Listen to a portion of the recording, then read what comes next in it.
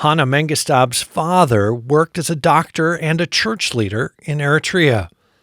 When Hana was 6 years old, her father was arrested and imprisoned because of his work for the gospel.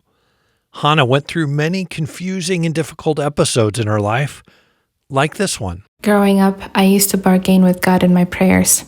I would ask him to bring my dad home if I was a good child and did things that pleased him. I would pray really hard for a specific month or a year, only to be heartbroken when it passed without my dad returning. When I was 16 years old, living in Dubai, my grandmother passed away.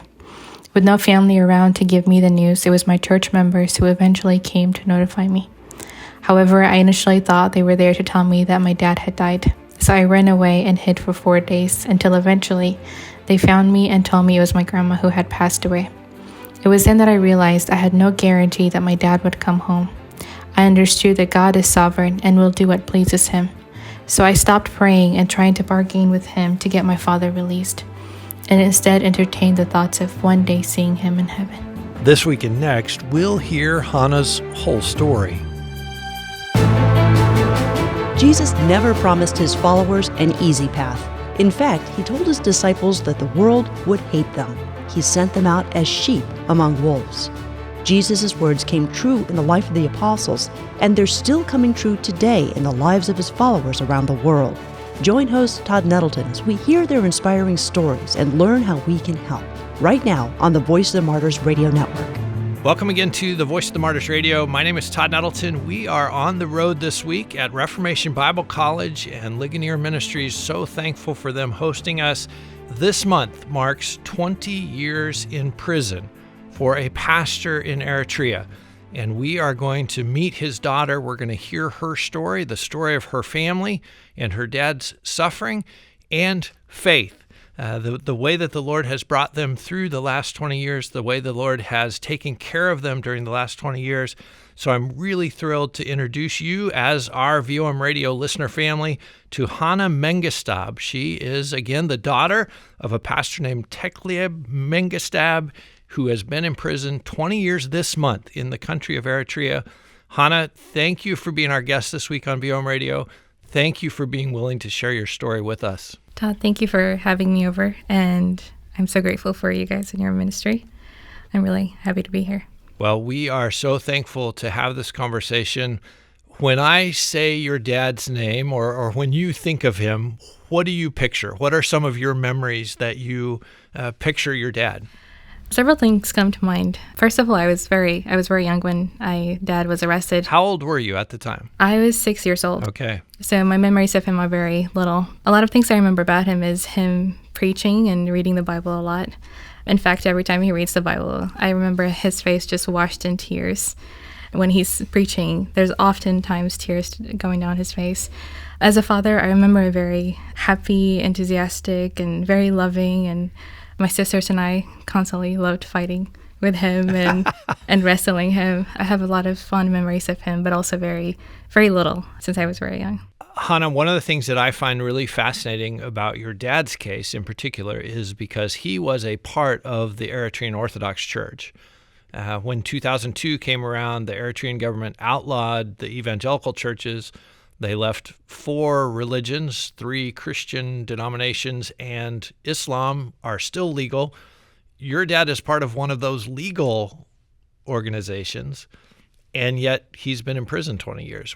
How did he sort of get crosswise in a way that even though he was within the Orthodox Church, he ended up being arrested? Well, the government of Eritrea in general is very hostile to any religion. It could be Islam or Orthodox or Lutherans, and if there is any kind of big movement within those religions, the government does have restrictions on them. But overall, my father was he was a very faithful preacher of the gospel, and in his preachings and writings and teachings, he called for a true transformation of the heart. And many young people were coming to salvation, to true saving faith, and that brought a lot of audience and a lot of commotion. And so, yes, he was an Orthodox preacher, but farther than that, he was a faithful preacher of the gospel. In the early 2000s, 2002, there were people sitting on top of trees, and the back of the church was completely filled while he was preaching, and that brought big revival. And so I think like for the government, it was a really big question. What's different about this church? And different in that context is a threat. I mean, it's seen as a threat. Yes. We're talking with Hana Mengisteab here on the Voice of the Martyrs Radio. Hana's father, Tekleab Mengisteab, was arrested 20 years ago this month. In fact, November 19th is the 20th anniversary of his arrest. You know, I wanted you to be able to hear his voice. And so I asked Hana, she has videos of him preaching. I wanted you to hear just a little clip of his voice as you're praying for him this week.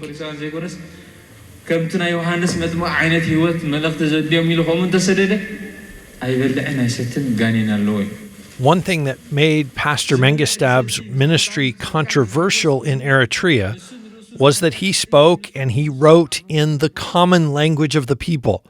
I asked Hana to help us understand why that's so significant. The Orthodox Church, for the longest time, believed that the liturgy and the teachings of the church should be done in a language that the people don't speak, except the clergy people. And so my father and several other faithful servants in the church decided to translate some of the books into the language that the people can comprehend and understand. And even his sermons, in the language, what he did different is he brought this Bible and gave it to the people, to the old, to the young, in the way that they can understand, in language that they can understand. So almost an Eritrean William Tyndale, bringing the Bible into a language that the average person on the street can understand. Yeah. And we should also mention he was a doctor as well. So this is a guy with a lot going on. How did it affect your family when he was arrested? You were 6 years old, so I don't know how much you remember about that day but kind of walk us through how you figured out, okay, my dad's not coming home tonight. It was Friday, and Father left. He was one of the WHO directors for Eritrea and the northeast of Africa. So he went to a meeting in the hospital, and that's where they abducted him. And I remember in the afternoon, we had a bunch of elders in our living room, and my mom was sitting in the corner by the door. And I was sitting on one of the elders' arm, and he said, they were talking about my father being gone, and it didn't make sense to me at first. I was like, oh, wait, what does it mean my father is imprisoned? I don't think they thought a 6-year-old can understand what they were saying. But for days after, I realized Dad was not coming home. And I remember struggling with a lot of nightmares and several things. But my mom genuinely hoped and prayed that Dad would come back home eventually. So she decided to tell us that he was traveling for work. In the meantime, I think it was 3 months later in February 2005, everything was going normal in church, even though our elders were all arrested, not just my father. Dr. Fitzum was arrested while he was leaving the house. I think they abducted Geshe as well. And so they were all arrested in the church, but the church kept continuing to meet. We didn't change any of our routines. And then February 19, 2005, on a Saturday, the police officers just walked into the church and raided it.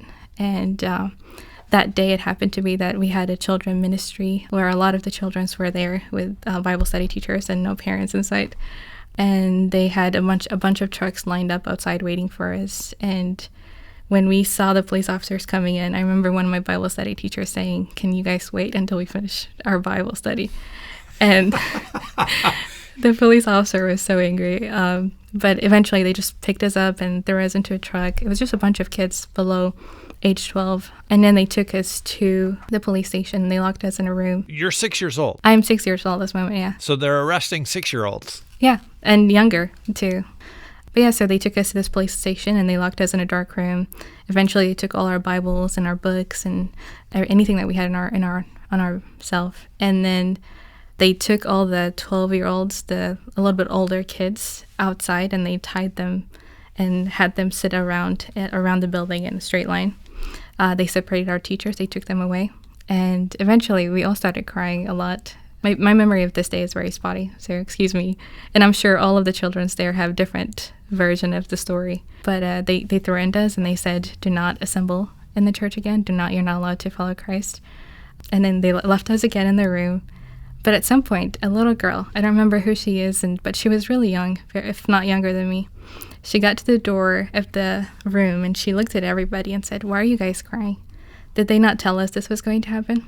And so she made us sing a song called Sidet Walamo Jenki Makara. And it's a song based on Romans chapter 8, where it says, nothing can separate us from the love of God, no tribulation, no trials, no persecution. But prior to that at church, they would tell us, even if we're told to not sing, we will sing until the wall will crack. And so she said, let's scream the song until the wall can crack. And then we started screaming the song. But eventually they walked in and they started beating us mercilessly so we could be quiet. A lot of people told me that they separated us at some point and said, you have to sign this paper. I don't necessarily remember that event, but eventually at the end of the day, they let us go. And this was a clear threat to the church that if you don't quit your assembly, then we will do further harm. And then soon after, they completely kicked us out from the church, took all our resources, and locked our stuff, and even raided our home a couple times after that. And then that's when the church was dispersed into underground churches. We're talking this week on Voice of the Martyrs Radio with Hana Mengisteab. Her father is in prison in Eritrea. She herself, as you've just heard, experienced persecution even as a 6-year-old girl. One of the things I think about that, Hana, is the fact that your church knew persecution was coming. Even as a young girl, this girl said, hey, didn't we know this was going to happen? How did the church prepare people to be able to withstand that, to be able to sing in a room where they've just locked you up and handcuffed 12-year-olds? And how did the church get people ready for persecution? It wasn't a new thing for us in Eritrea. I mean, prior to this eventual big decision by the government, we were in a war for a very long time. But also, a common thing in our church was to memorize chunks of the scripture. I think when I was maybe 5 or 6 years old, they had us memorize the whole Psalm 119. Wow. And one of the church services was for the kids to get up on the stage and recite the whole chapter. But yeah, there was a lot of scripture memorization and a lot of kind of like a zeal that we are called to suffer, just like our Master Christ Jesus. There was emphasis on give everything to Christ. And then we knew that someday that was going to look like our life, in a sense, because there was a lot of unsettling situation happening in the country as well. Mm-hmm. They prepared us by focusing on memorizing scripture, a lot of wonderful teachings on what it means to truly give your life as a sacrifice to the Lord. And then a lot of, songs too. We had a heavy hymn singing and memorizations, and yeah. I think one of the things that brings to the front is the idea you knew this was going to happen. Like the whole church knew there's going to come a day where we pay a price for this. Oh, yeah. And so it's not like a far off, maybe this will happen someday to some of us. It's like, no, I will. Yeah. I will suffer because I'm a part of this. Mm-hmm. That's a very different mindset from most of our churches, which is like if suffering comes, then somehow God has forgotten about us, or somehow God wasn't looking and we had to suffer. So I'm a little fascinated by that difference of perspective and difference of mindset. Mm. Hana, it's this month, 20 years since your dad was arrested. How much do you know about his condition? How much are you allowed to communicate with him, even just to know he's still alive? How much do you know, and is there a way for you to even, say, I love you, Dad? It is illegal for us to talk to him, to have any way of communicating with him. We are not allowed to see him. We're not allowed to write letters to him or talk to him. In fact, he's not charged with anything. They just abducted him and locked him in a room for 20 years. The Lord has been faithful in allowing us to know that he's still alive. I can't go into details of how we heard this, but he is alive, and he's been sick several times and in the hospital. So we've heard some news about his health because of that. But other than that, we're not allowed to talk to him at all. Hmm. Yeah. And you mentioned, and this, for me, this is one of the mind-blowing things about Eritrea is, so right now, somewhere between 300 and 350 Christians are in prison, including your dad. Not a single one of them has ever been charged with a crime. Not a single one of them has had a trial. Any of them have a sentence. Mm. Like, I can understand if your dad had been sentenced to 25 years in prison and he's been there 20, and in 5 years he's going to get out and we're going to see him again, that would be one thing. That would be incredibly difficult, but it would give you an end of the tunnel, so to speak. You don't have that. How frustrating, how difficult, how heartbreaking is that to just know, well, he could walk out tomorrow or he could never walk out, and we don't know, and the government certainly is not saying. Yes, and that has been very difficult, especially growing up, being young and not understanding. I think the most painful part about it is there's always this day where am I going to hear my father is out tomorrow, or am I going to hear he's dead? Or even if he comes out, will I be able to see him? Or if he dies, will I know if he's dead? Will I have the honor of, burying him? So there's always this kind of looming danger and uncertainty. And it's very hard because you still have to live life day to day. You still have to go on. And there's always this, I think when I first came to America and I started talking to people, I used to always say, my life is like a sentence that doesn't have a full stop. It doesn't have an ending. And that's how my father's imprisonment feels like. It's constantly, it's every single day waking up and realizing, oh, Dad is not here today, and grieving that. And also looking at tomorrow and saying, I trust you, Lord. I trust that your will happen and in his life, whether it is to glorify you by his imprisonment or to glorify you by coming out in the future, or even glory in death and in suffering. So yeah, it's a constant living. But I always think of Philippians chapter 3, where it says that it's an honor. Like Paul says, I want to know Christ not only in suffering but also in death, so I can know the power of his resurrection. And so in this constant looming of suffering and death in our minds of my father, it's constantly remembering, we're getting to know more about Christ in this way as a family, and what a privilege. How do you hang on to that as a privilege and not as a, Lord, how could you let this happen? How could you let this go on for 20 years? It's very difficult, I think, and especially in this season of my life as I'm adulting and I'm learning to face my father's persecution and suffering. It's a constant tag between grief and joy, and learning that the Lord doesn't want me to only have joy and thankfulness in my suffering, but he also welcomes my grief and my cries and my sorrows and even sometimes my times of doubts and anger. Knowing that even Christ, right, he had moments of doubt, of fear, of anxiety, and of saying, Lord, why have you forsaken me? Yeah. And so, please take this cup from me. Yeah. And so our family has learned to grieve his absence, my father's absence, to grieve the things that he's going through, to even just as daughters like me and my sisters, especially looking at my middle and my youngest sister, who my middle sister's Suicide was 4 years old and Redate was 1 year old. Wow. And so our grief looks very different. Mm-hmm. I grieve because I know my father a little bit and I feel his absence. But my youngest sister was only 1 year old. He was arrested a week after her first birthday. And so she has no recollection of him, no emotional relation to him. And that's a different kind of grief for her, that she doesn't know her father and she doesn't have any feeling for him. And so it's our family's constantly learning, we're allowed to grieve, but also rejoice in it. We are allowed to say to the Lord, Lord, why have you forsaken us? Why has this cup come to our family? But at the same time say, oh, what a privilege to get to know you in this way. What a privilege to look like Christ in this way, to look like the Son of God, right? He suffered for our sake, and now our family gets to suffer for his sake. And it's also, in this 20 years, I've learned to be proud of my father, but also to feel the agony of his absence. And sometimes there is times I'm angry at him for abandoning us. But then quickly my mind would chastise me. How could you? You should be proud. But then at the same time, it's difficult. I wish my dad was here with me.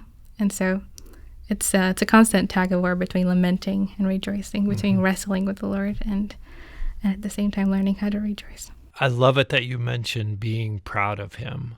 It's one of the things I pray for the kids of imprisoned pastors, is just that they won't have that bitterness, not only at their dad, like if you wouldn't have been a pastor, you would still be here, but also at God. Like, God, how could you take away my dad? And I love the way you describe that sort of push and pull of, yes, I'm grieving, and yes, I wish every single day that he could be here. at the same time, I love the Lord, I love my dad, and I'm proud of him. Mm-hmm. Talk to me about the decision to leave Eritrea, because your dad's still in prison.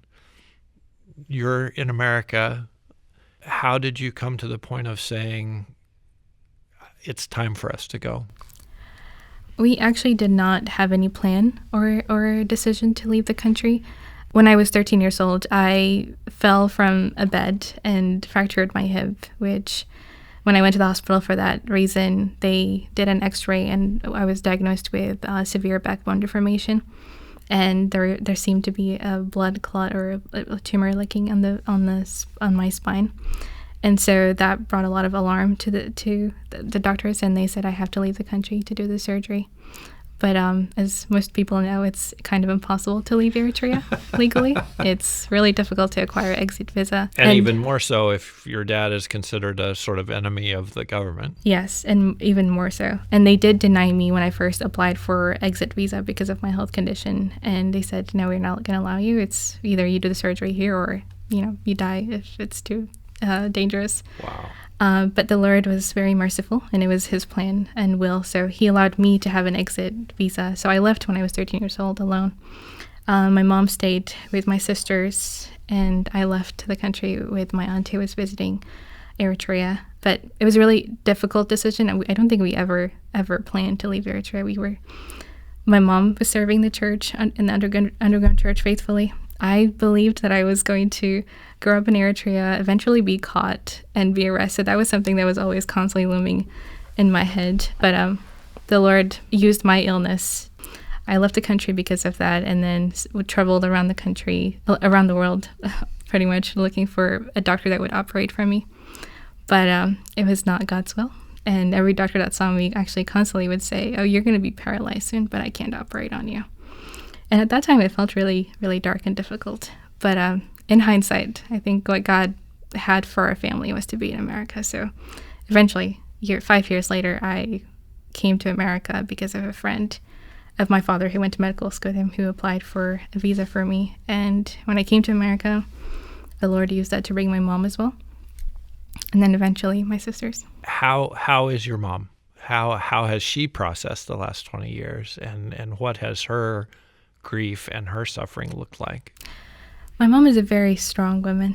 She's very courageous, very graceful in a lot of ways. And actually, I would like to imagine that the grace of God or his strength has been like a rod for her, like something to lean on. I don't know if that's the correct English translation, but in our culture, we have a walking stick. Like a walking stick. There's been several times where we got a tell that someone said, oh, someone is going to come and arrest your mom, and she had to flee several times.